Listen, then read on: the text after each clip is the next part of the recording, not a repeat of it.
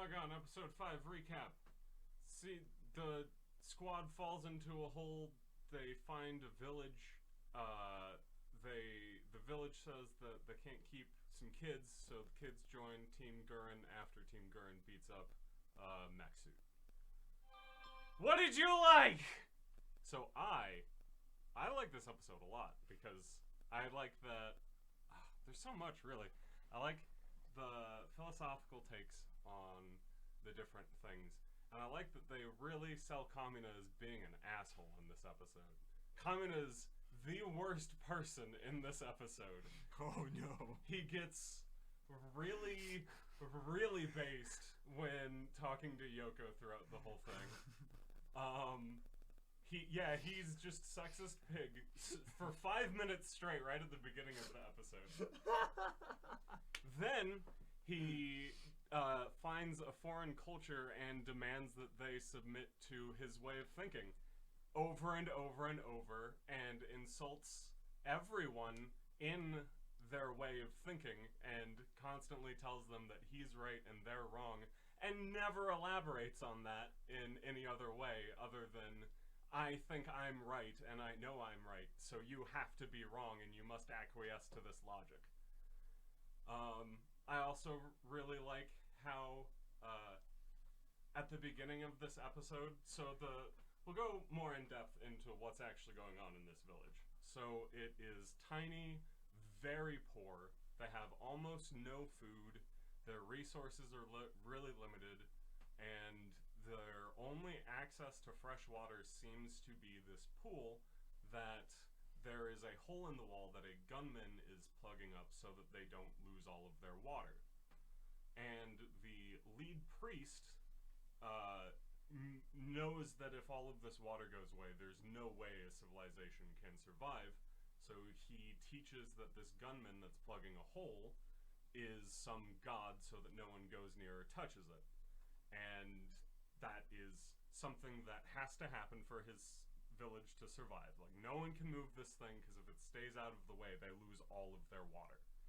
And he knows that they have no resources, so he also set a limit to the population of this village to 50 people, and they draw lots and have some ceremony where whenever the population goes above 50, they release people up into the desert above with very, very limited chances of success. Yeah, they say you're going to the celestial lands. And, you get to meet all the different face gods, which are what they call up close and personal. Which, I'm not going to say that that's not fucked up, because it is. But, but they also talk about how they're, like, since this guy took over, their lots in life have increased drastically. Like, everybody in this village knows that they're not living their best life, but they're also safe other than the random chance of drawing lots based off of the random chance that more people are going to live than die. I mean, so if everyone started doing anal, everyone would be fine. Yeah, so one of my favorite things about this episode is when they show up and Rossio gives Yoko a gown to wear because her clothes are really revealing. And that makes a lot of sense when you're trying to control the population. Having titties in your face all day kind of turns you into Kamina for a little bit. Just a bit. And I really enjoy the axe kick she drops on. And oh, yeah. Dirty, stinking louse! Like, yes. Yeah, they give you the full-on beefcake shot and then immediately show you why Yoko doesn't agree with that. Oh, yeah, and I'll agree. Like, Kamina is a sexist pig in this part. But hey, some women like that. Hey. Kamina does his best to be Satan for this religion. 100%. 100%. He's an awful person. You think I'm a face god? Alright, I'll be the bad face god. And I also like that, like, at one point, all of the people are like, "Oh, Yoko, why are you shooting at this thing? It's a god." And she has the appropriate response of, "Oh man, this is starting to get really old." Yeah, legit. Like, I love that everyone on Team Gurren absolutely understands where Kamina's coming from, but they also know, hey, you can't You're going You about can't this the just- wrong way, You bro. can't just show up, call a bunch of people stupid, and then expect them to listen to you. Yep, 100%. But I also feel part of it is Kamina. He knows that Magin knows more. Oh I yeah, think, and yeah. He knows that this priest is bad news. Yeah, and I think that's why he gets so riled up, and he tries to get a rise out of him, and amongst other things, he's also about hey, we're going to rebel against the Beastman. We're not going to live under them. We're here to rebel. We're here to change things. You guys have changed yourselves. You've changed your world. If you pulled that fucking gunman out of the wall, plugged the hole, and started using the gunman to do other stuff, you could maybe make your life better. But by deifying it and leaving it in the wall, you don't get anything out of it besides it being a big old plug. I do like how when the fight's all over and the dude goes back, plugs the hole, and Kamina saves him. No, And Kamina doesn't save him. Simone saves him because Kamina's arms are crossed. Yeah. Kamina was gonna let him fall. Yeah, because Kamina's actually the worst human In this episode, yes, he is. But so Simone saves him because Simone isn't fucking American, and then and I really like Kamina's line where he says, "If you had all this fighting spirit, why didn't you do something earlier?" And that's because the priest has had his fighting spirit on flare the entire time. His fighting spirit is stay calm, keep your people alive, and if this demon's disillusionment gets into their mind, I'm going to lose control of this, and all of these people's lives are going to be as bad as they were before I got here. His fighting spirit is just completely different from Kamina's. He's fighting for safety as opposed to glory. And I like that Kamina doesn't respect that as fighting spirit, even though in all realism, that is a perfectly acceptable thing to fight for. Fighting for safety is step one in any fight, no matter what, and it's really not all that shameful to keep fighting for safety. This is true, but it's shameful to fucking not take responsibility and murder people yourself, but well, it's also using religion to deify the things you're doing. There's a whole lot of anti-religious messages that are pretty hard to not agree with. Just a couple. It's the whole point. The part where he can't read. Yes! Such a funny joke. Oh my god. Because I always hate the whole you have to take the Bible as truth thing, because there was 125 years where the Pope was the only white person who could read. The Pope and the Archbishop. So they could say anything was in the Bible, and then just every Bible they wrote from there on put that in there. Yep. I like the Bible. It's a good story. There's a lot of good stories in the Bible, but if you think everything that happened in that story completely happened 100% the way that it's written, then bro, I want to learn magic. I really want to learn magic. I want to hook up from your dude because you got the shit. I've always wanted to be a wizard. You and me both. Okay, so time to let AJ talk for a while. Yeah. What did you not like? Well, I'm gonna just quickly go over the few things I liked. Yeah, I love the axe kick. I love that it starts off as bright, colorful, and playful, and then goes drab, dreary. This is what life could be. This is a horrible place to live, but we're gonna stay here, and we're not really gonna try and make it better. We're just gonna live within the confines of this, and it is what it is. I do want to interject and lastly, I will likely say that I love the name of the episode. I don't get it, not one bit. Oh yeah. So I do want to jump in. One thing about the grayscale is I think that that's more symbolic of this is completely different from what they've seen. Oh yeah. Underground was one type of scheme. It was mostly murky, but there's a lot of greens and deep blue hues to it. And this is, I think they really wanted to punch people in the face with, this is completely different from everything else in the show. Oh yeah. Because even when they go back to this place, it's all in color. Because it's changed so much. And they, even the characters are seeing it within the scope of the same world that they're in later. This is a completely foreign world to them. And I like that it starts selling that before it gets into this is a completely foreign mindset and a foreign philosophy and a foreign religion. Yeah. I can agree with that. So I think the grayscale is really important, and I like it. And you do get all of the color at the beginning and the end of the episode. Yep, 100%. And that's like when the kids are finally seeing the light for the first time, and like, oh, like Gimme, Dari. I also like that you get to see Gimme and Dari's hair color in the mid cut for the first time. Yep. Yeah, that was pretty neat. You don't really know what their hair color is, and then it gets to the mid episode cut, and it's Gimme, Dari, and Rossio sitting together, and you see like, Gimme's the boy, right? You see that Dory's the boy. No, Gimme's the boy. Dari's the girl. Yeah, so you find out that Gimme's actually a red-haired kid instead of just like brown, and Dory is in fact a blonde and not some crazy color.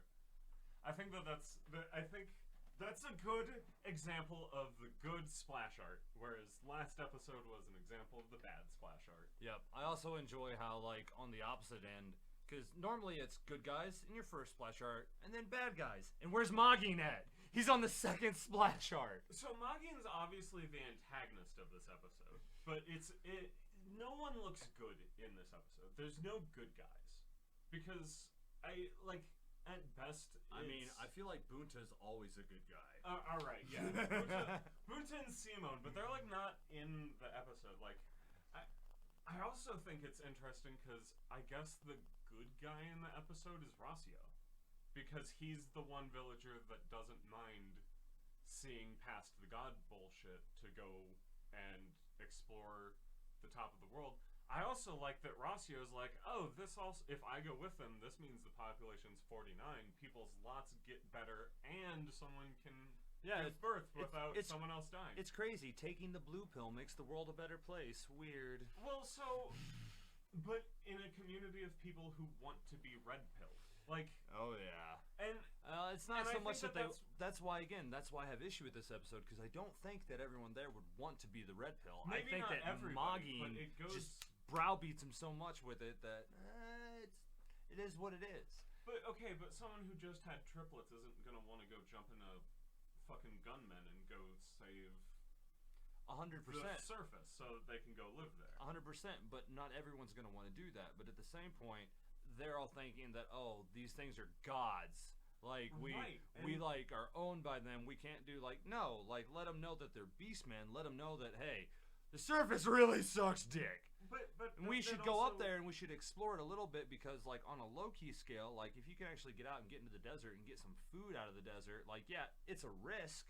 And if you get found, you get dead. But it's a way to improve your situation at least a little bit. Yeah, exactly. And Rossio sees that. Yeah, Rossio sees that. Don't you think that's why, again, I don't like Magin. Okay, but don't you think that it's pretty good odds that out of a crowd of 52, roughly 1 to 3 people would be willing to take your blue pill and exit the Matrix?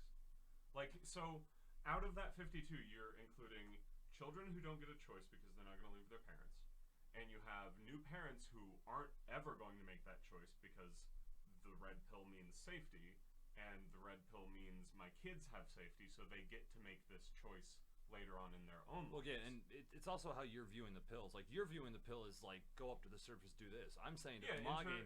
stay in the Matrix or enter the real world. Well, again, this is how I'm seeing the pills, is, like, if you give them the truth about what their situation is, like, you can start formulating a plan to better that village. Like, yeah, let's not go to the surface and find that, oh, the gunmen are here to slaughter us, but, hey, we can send 2 scouts up there that can sneak around during night, go get food when the gunmen aren't active. Like, the more information they can add to their situation to improve their lot. But then because they just stay in the hole all day long. But if people keep coming back to the village, they're going to get found out. The only reason the village got attacked by a gunman in this episode is because Kamina and Simon were there. Yeah, 100%. The gunman would have completely ignored the giant hole in the ground, but it was looking for the 2. But it's also the Beastmen spoiler alert, the Beastmen have orders not to attack humans unless they come to the surface. Yeah. So again, if they're coming to the surface at night when there's no Beastmen, because Beastmen are not active during the night, they're only active during the day. But then as soon as a scout comes back to a village and gets found out, then the Beastmen are going to say, well, this village is attacking us. If you're going to send scouts, they stay on the surface and you get telecommunications or something, maybe. But then if that signal gets tracked to the village is still getting wiped out. Well, again, that's why you send people up at night to collect food to make your situation better. all they're doing. Like, you can stay in your village all day long, you can live off that little meager bit and bullshit you have, or you can use that gunman to plug the hole, and then you can start scouting, because they have an access to the top. Like, again, like, if one guy gets found out, well then, hey, guess what? These are suicide missions. If you get found, you die. If you don't come back, we know you're dead. But hey, like, that's the risk you take. Then it's Maze Runner. It's Maze Runner at that point. And if you're also talking, you take the gunman with you to do the scouting. No, you don't take the gunman. Yeah, you do not take the gunman. So that's taking the gunman is the declaration of war. Yeah, like, no. Moving game that over. gunman is game over for the village, no matter what. So no, because you could take the gunman, you could plug the hole. There's plenty of other rocks, bullshit around. Like, there were ways to plug the hole, but like, I guess the gunman was just uniquely the right shape. But like, yeah, even if you go above the surface, then the beastmen are looking at it. I don't know.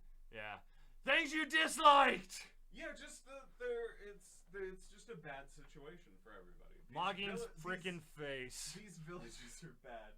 His face the whole time doesn't crack a smile. He's got that stern, like, holier than thou, you like looking down upon. Like, I understand comedy was trying to get a rise on him. Comedy, definitely the douche in this episode.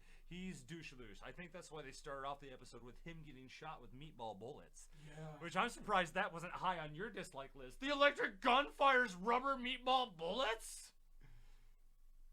Now that I mention it, I can see it in his face. He's like, I really should have put that on my dislike list. I just don't want every episode that Yoko's in to turn into me saying I hate her weapon. I feel like that can just stand. Like, from here on out, assume that whenever Yoko pulls out some random bullshit about that gun that has nothing to do with electricity, I fucking hate it. I hate it. I do. Because why would electricity shoot whatever the fuck a meatball bullet is? Yeah, that's my thing too. It's rubber. I can't even say the railgun effect works with this one. Like, because it's gonna cancel out the magnets. Fuck that thing. Like, again, I can argue it can make arrows go fast enough to shoot out of it, but not rubber bullets. That's dumb. Not rubber bullets. Ugh. I mean, unless it's making. Also, like, how does she get a good shot on Kamina? It's a sniper rifle, and they're talking about how crammed it is. Yeah, legit. Maybe she has a way to pull the barrel down and shorten it. Like, maybe she was like shooting him straight in the dick. No, she was bouncing it off the control panels without breaking them. Yeah, and Moggin obviously knows that there's something more. He's been to the surface. He understands what's going on up on the surface, and just like, instead of being real with it, he just doesn't. He doesn't just come out and say it. Like, he could change the world. He could change a lot, but instead it's like, hey, guess what? We're just gonna off people as we can. Oh, P.S. He went away, so I think I just need to keep talking to fill the gap or figure out where the pause button is. Ooh, I think it's this one right here. And back to live action. Alright, did you get through all that you didn't like? He's a liar. He's a damn dirty liar. Moggin is a liar. He knows that shit's going on. He knows he can't fucking read. He knows the religion is bullshit. But hey, I mean, he's got his reasons. Like, I do like this episode for a handful of different things. Like, it shows what the worst situations can be. It's impressive that Moggin can do such high level, like, population statistics and doesn't know how to read. Oh, his speech stat has to be 100, though. Oh, it's crazy high. Yeah, maybe 110. Yeah, legendary he's like, 110. He's like high intelligence, low wisdom. Yeah, something along those lines. All right, and onwards and upwards to spoilers. Spoiler alert, the shark thing that gets punched through the wall never comes back, but I accept that one. It fell into a freaking abyss. Yeah, that hole's big. Yeah, which tells me, like, hey, maybe they should do more exploring and less, hey, let's pray to the face gods to not come down here and kill us. I would imagine you don't go exploring for the same reason if you don't want to move the gunman, because you'd have to let water out just to go down there. This is also true, but it's, I don't know, that there's got to be something else down there, you know? Like, and in addition, the water's coming from somewhere, so if they could dam it, they could make the water pool bigger, and then they could start breeding more fish. These people don't know how to read. These people don't know how to read. We get it. Yeah, Moggin and the whole book, and then, like, them coming back to the book later on, and it's like a joke book, because even when Rossiu gets the Lord Genome head online, like, They never figure anything out about that book. Oh, that's right. I forgot that it's just gibberish. Yeah, it's someone either wrote it as a joke or like, you know, it could be so many different things. But I really do like the fact that Magin was like, well, hey, I mean, they don't know what's in this book. Like, we'll just invent some shit. Oh yeah, the face gods came one day, and Adam face god met Eve face god, and they banged out some other like. I'd really like to hear how his sermons went down. You know? Yeah, that would be really interesting. I also think, in way of spoilers, this episode really lets you know why Rossio gets to be the way he does at the end. 100%. Like he buys into safety is important. Yup. Bingo. Rossio definitely takes up Magin's stand. I also enjoy the fact that Magin, when Kamiya goes to punch him, he just turns away and dodges it effortlessly. And then later on, it happens again with Rossio and Kitan. Like, I think that it's a great Art of War tactic, where one of the most famous lines from the Art of War is to make your opponent angry. Or find out where your opponent is weak, and if he's of a caloric temperament, then you're to like put him off his mindset. Yeah, bingo. And I think it's hilarious that like it's more obvious that that's what Kamina's doing, but like the priest does that back to Kamina. He's like, oh yeah, with like, pure pacifism. You're gonna be a fucking douchebag, violent, arrogant, sexist pig. Stop. All I'm gonna do is make you the fucking bad guy here. He's like, I am actually, like, I'm a dickhead, but from the way you're speaking, I get to be the victim just because of how you are speaking. 100%. And he knows how to do that, and that's the most Karen thing in the world. Yep. It's awful, but I like that he's better at doing to Kamina what Kamina's trying to do to him. Yes! I think that's really good. I will give that to the like section. I will give that to the like section. I also do, I don't know if I like or dislike this, but the whole, like, when Rossio hits the breaking point and he gets the stick or whatever, and he's about to beat the tar off Kamina, and Kamina's like, come on, you man or mouse, come on, forehead boy, man or mouse, man or mouse. Like, I don't know if I like that or I dislike that part, because, like, it's funny. I'll give it points on being funny. And again, anytime he busts the glasses out, you know shit's about to get real. Yeah. When those glasses come out, either there's a speech, there's going to be some action, something like, when those glasses come out, shit gets real. You know? Yeah, that's when you start watching a cartoon. Yeah, legit. Like, there's going to be a facade of different things going on here. But yeah, like, this whole episode, it has ups, it has downs. It is one of my less favorite episodes, but it does. It shows how crappy the world can be. Yeah. On a whole different level. And, like, just having to survive in the 9 yards. I mean, and spoilers, yeah, they come back to this village at one point, because Rossio is like, oh, he's hit his breaking point. Rossio goes crazy later in the show. Fuck yeah, Rossio does. And then Magin comes back, and yeah, you get to see him smile again. Yeah. Yeah, he's a lot happier the next time you see him, because he's not lying to everybody. Yeah, exactly. Yeah, I love you can tell that. I love how the whole village, like, leaves him, and he's just, like, way happier that no one's around him. Yup, legit. Alright, so, final thoughts. Did you remember more stuff that you liked, more stuff you didn't like, and what are your... What's the big message from this episode? What's the big takeaway? I don't get it. Not one bit. I mean... Nah, the big message is, like, this is bullshit, and we're gonna go change it. Yeah. And I think that's, like, what Kamini was trying to do, like, the whole time, because, like, at one point he stands up and he's like, alright, kid, listen, first off, these things aren't gods! Like, and as soon as Rossio hears it, he goes and he examines it, and what's he do? He finds the lever, he pulls the lever, he's like, oh, it's not a god. You know, and that's the other thing, too, like, Magin being able to operate it, like, No, that's what I was saying. He's got his own fighting spirit. Yeah. And it flares up when his rule is challenged. And whether that's a good or a bad thing, that's how it works. Yeah, I'm not going to get into whether it's good or bad. Ooh, food's here. Yeah, I think that's where we call it. I think it is, too.